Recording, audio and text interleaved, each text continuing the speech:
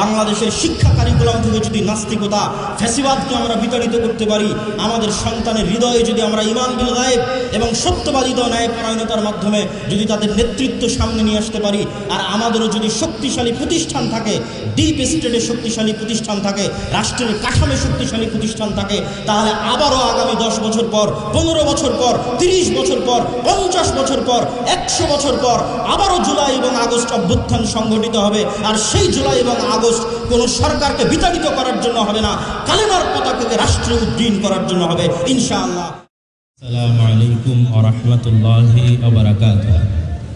আলহামদুলিল্লাহ ওয়াহদাহু ওয়াসসালাতু ওয়াসসালামু আলা মান লা নাবিয়্যা বা'দা।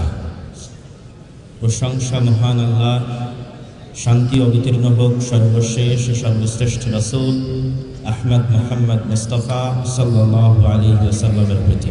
আজকে বাংলাদেশের ইতিহাসে এক ব্যতিক্রমধর্মী এই আয়োজন, যেখানে বাংলাদেশের রাজনৈতিক অরাজনৈতিক বিভিন্ন ঘরানার আলেম এবং ওলামা, ছাত্র জনতা এবং নেতৃবৃন্দ উপস্থিত হয়েছে।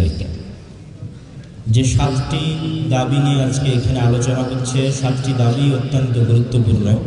তবে আমাদের কিছু বিষয় মাথায় রাখতে হবে যে আমরা কি শুধু সাময়িক, ক্ষণিক, ইমিডিয়েট কিছু রেজাল্ট নিয়েই ক্ষান্ত হয়ে যাব, না দীর্ঘস্থায়ী, দীর্ঘমেয়াদী, সুদূর প্রসারী পরিকল্পনা নিয়ে এদেশের আলেম সমাজ এবং ছাত্র জনতা কাজ করবে। আপনাদের একটি বিষয় মাথায় রাখতে হবে যে 24 জুলাই আগস্ট গণ অভ্যুত্থানে এদেশের ধর্মপ্রাণ মুসলমান জনগণ এবং ছাত্র, মাদ্রাসার আলেম এবং ওলামাদের ব্যাপক অবদান এবং ভূমিকা ছিল। কিন্তু আপনি খেয়াল করলে দেখবেন যে রাস্তায় লক্ষ লক্ষ কোটি কোটি মুসলমান ধর্মপ্রাণ জনতা থাকলেও ক্ষমতা কিন্তু চলে গেছে এনজিওদের হাতে।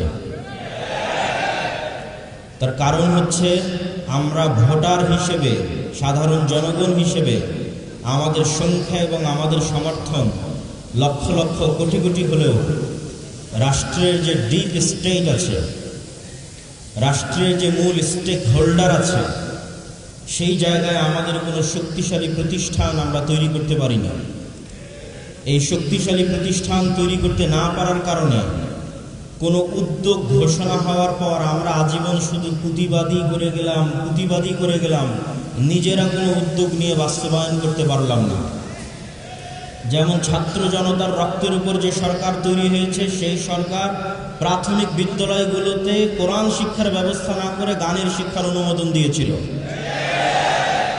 তাহলে আমরা এই যে লক্ষ লক্ষ কোটি কোটি জনগণ পরিশ্রম করলো, শ্রম দিল, তারা কেন রাষ্ট্রে প্রাথমিক শিক্ষায় কোরআন এবং দ্বীনি শিক্ষা বাস্তবায়নের যে উদ্যোগ, যে চেষ্টা, সেটি বাস্তবায়ন করতে তো পারলই না, উল্টো এনজিওরা গানের মাধ্যমে বেহায়াপনা এবং বেলিল্লাপনার সংস্কৃতি আমাদের সন্তানদের মধ্যে ঢুকিয়ে দেওয়ার চেষ্টা করছে এই সরকারের আমলে।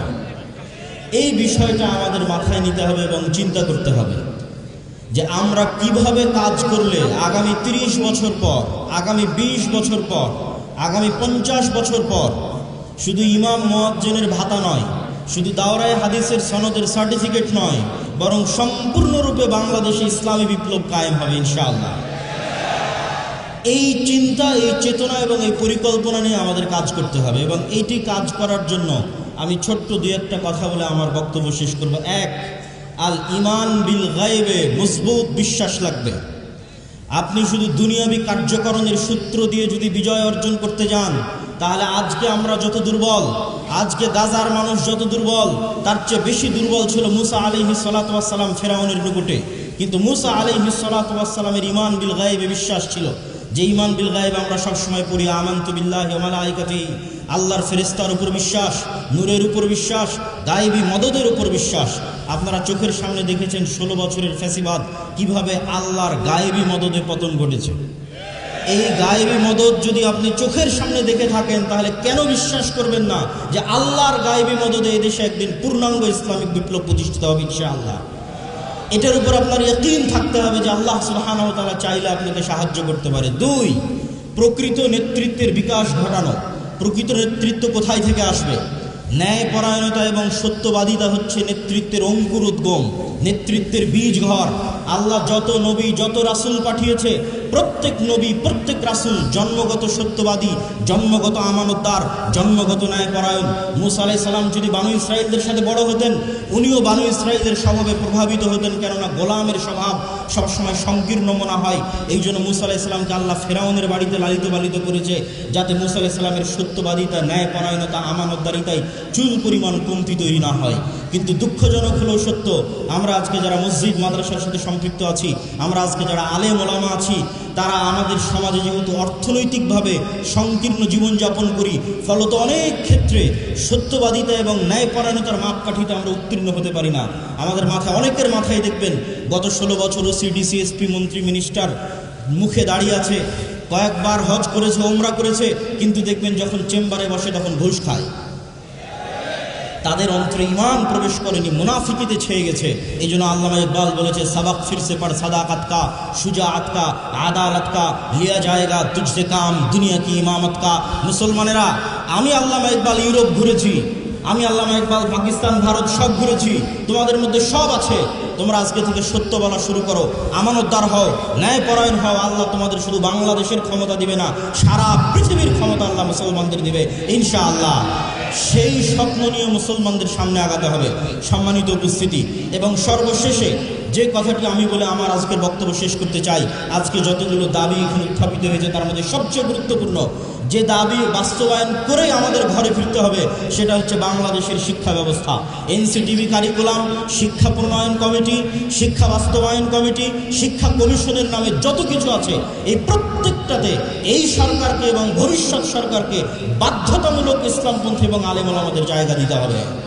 এই একটা দাবিতে যদি আমরা শক্ত থাকি, বাংলাদেশের শিক্ষা কারিকুলাম থেকে যদি নাস্তিকতা, ফ্যাসিবাদকে আমরা বিতাড়িত করতে পারি, আমাদের সন্তানের হৃদয়ে যদি আমরা ঈমান বিল গায়েব এবং সত্যবাদিতা, ন্যায়পরায়ণতার মাধ্যমে যদি তাদের নেতৃত্ব সামনে নিয়ে আসতে পারি, আর আমাদেরও যদি শক্তিশালী প্রতিষ্ঠান থাকে, ডিপ স্টেটে শক্তিশালী প্রতিষ্ঠান থাকে, রাষ্ট্রের কাঠামে শক্তিশালী প্রতিষ্ঠান থাকে, তাহলে আবারও আগামী 10 বছর পর, 15 বছর পর, 30 বছর পর, 50 বছর পর, 100 বছর পর আবারও জুলাই এবং আগস্ট অভ্যুত্থান সংগঠিত হবে। আর সেই জুলাই এবং আগস্ট কোনো সরকারকে বিতাড়িত করার জন্য হবে না, কালেমার পতাকাকে রাষ্ট্রে উড্ডীন করার জন্য হবে ইনশাআল্লাহ। ওয়া আখিরু দাওয়ানা আলহামদুলিল্লাহি রাব্বিল আলামিন। আসসালামু আলাইকুম ওয়া রাহমাতুল্লাহি ওয়া বারাকাতুহু।